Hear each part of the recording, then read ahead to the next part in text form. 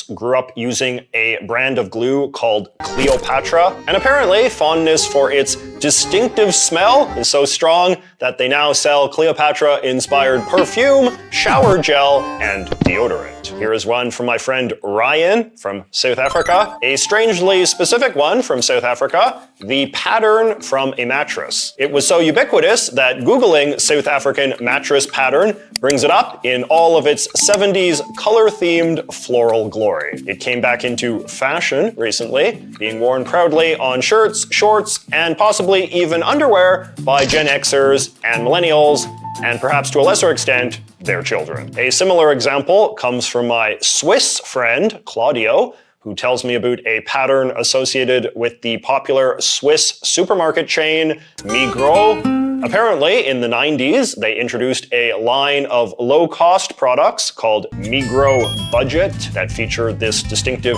green packaging. And now the pattern from that packaging is often used on ironic shirts and shoes and sunglasses and bedspreads. This is actually very reminiscent of something similar that we have in Canada. Our dominant supermarket chain, Loblaws, also introduced a line of budget products known as No Name that were very popular in the 90s, and you often see its distinctive yellow packaging style used in similarly whimsical contexts by nostalgic millennial types. Another supermarket-related example comes from my Danish friend, Ravenard. One thing that I can think of in Denmark is the poster with the Tobakspigen, or the Tobacco Girl. This was an ad that came about in the 40s and 50s from a supermarket group known as FDB, which later became Coop, which is still a mainstay of the Danish consumer market today. So many people, even those who wouldn't have been alive at the time that these ads were around, hang these things on their wall as a minimalist aesthetic that fits really well with the general Nordic design of grayscale paint. Beyond that, it just reminds people of the post-war boom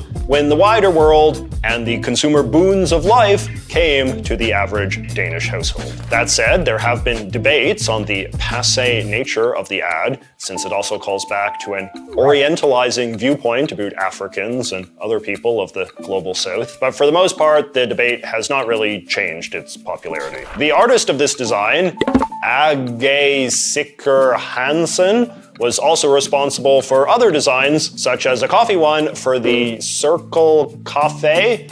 That's also a common poster. In my childhood home and in many Danish homes, we had both hanging up in our hallway. Now, obviously, the good old US&A, as the world's dominant producer of consumer goods, has produced no shortage of nostalgia-triggering things. Indeed, we could argue that much of the world's nostalgia these days is basically just nostalgia for American things, whether that's American cars, fashion, TV shows, music, or fast food. That said, the US has also produced a few consumer products that aren't that well known outside of the States, but are the subject of enormous sentimentality within the country. The object my American viewers brought up the most was this, the so-called Jazz Cup. This was a cheap style of paper cup that was extremely ubiquitous in the 1990s, seen in all sorts of places that were too stingy to use real cups, including the dentist's office, school cafeterias, outdoor parties, and the break room at your parents' office. Today, memories of these cups live on mostly in the form of ironic, kitschy objects done up in their distinctive pattern. But my favorite example of this particular nostalgia cult is the fact that the graphic designer who came up with the cup design back in the 90s was eventually tracked down by reporters who wanted to hear the full story behind this beloved American original. It was an unanticipated burst of fame for a woman who was clearly a little bemused that this was what her legacy was going to be. I don't understand it.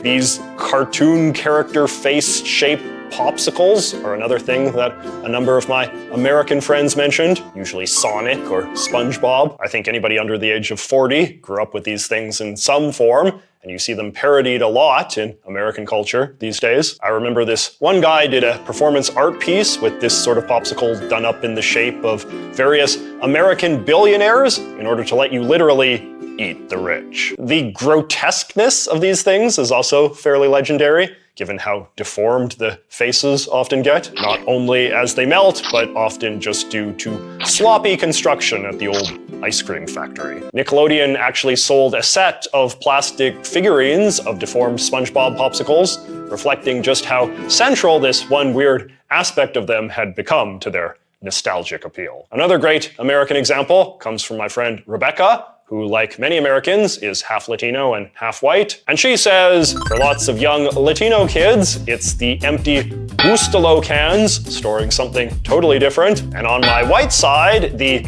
butter cookie tin storing sewing supplies. I actually bought a set of this type of cookies a while ago, not because I actually wanted to eat them, but because I knew I wanted to store my thumbtacks and rubber bands in this type of container. Other heavily sentimentalized American containers from decades past that you guys brought up include this pitcher with a suction lid, often used for frozen orange juice, this blue and white ceramic pot for casseroles, and using either country crock margarine tubs or Cool Whip containers for storing leftovers in the fridge. Speaking of kitchenware, my friend Vinny Scott Dude from Brazil says, most baby boomers in Brazil still have houses that are stuck in the 60s and 70s, and a lot of millennials and Gen Zers are nostalgic for this aesthetic. And based on what some of my other Brazilian viewers have said, this aesthetic inevitably includes a filtro de barro, or clay water filter, amber Duralex plates, this particular sort of ribbed cup known as a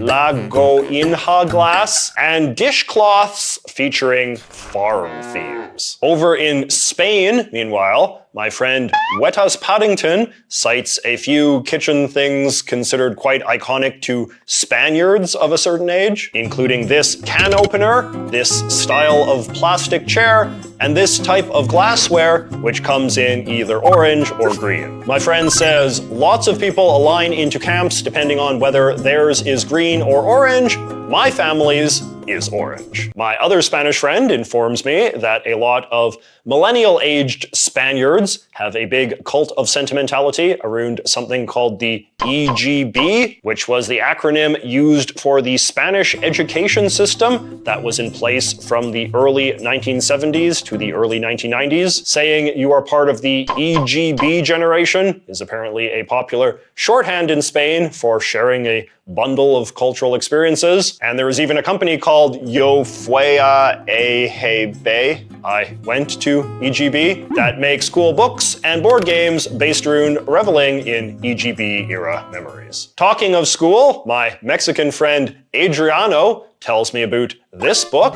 which he says is a very iconic Mexican grade school textbook, and there certainly seems to be a million memes and souvenirs made of it. Now, in the first video, I talked a bit about nostalgia, which is the sentimentality that many people from the east of Germany feel towards the various consumer goods that were available back when East Germany was a separate country under a distinct communist government. A number of you guys from other parts of the former communist bloc noted that this kind of thing is quite popular in your countries too. My Polish friend Kazia2750 tells me about PRL nostalgia, which is the term for their communist government that lasted until 1989. In Poland, they have PRL-style bars, and every year they have a huge car show called this for collectors of the weird old cars from the communist era. A friend from Hungary says that old communist era cars are a source of considerable nostalgia in his country as well, and mentions some of the popular makes being Trabant, Wartburg, Lada, and the notorious Kisz Polski. A friend from Croatia, meanwhile, brings up the infamous Yugo, along with the Fico, which he says was the former Yugoslavia's answer to the Fiat 500. In addition to the cars themselves, people in these countries often buy and sell all sorts of collectible knickknacks relating to these old cars, like toys and prints and vintage ads. It's kind of an odd phenomenon in the sense that absolutely no one seems to believe that these cars were in any way functionally superior to the Western and Japanese cars that are sold today. So it's basically pure nostalgia for nostalgia's sake. My Russian viewers named a bunch of different nostalgia triggers for kids who grew up in the later years of the Soviet Union. But what I found most fascinating was my friend who told me about Russian video games. Apparently, Game & Watch style handheld LED games were quite popular in Russia in the late Soviet era, with the most popular of all being this egg catching game